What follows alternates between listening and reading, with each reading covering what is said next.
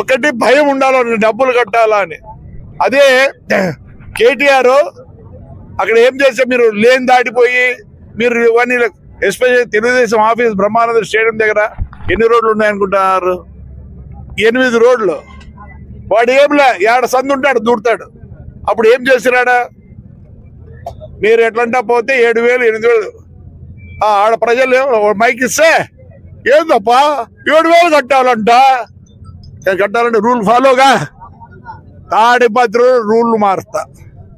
నేను చెడ్డైనా పర్వాలే, నేను భయపడ్ను. చెప్పినా చెత్త బయటేస్తే ఏం చేయాలి? ఫైన్ కాదు, నీళ్లు కట్ చేస్తా. చక్కగా వస్తారు.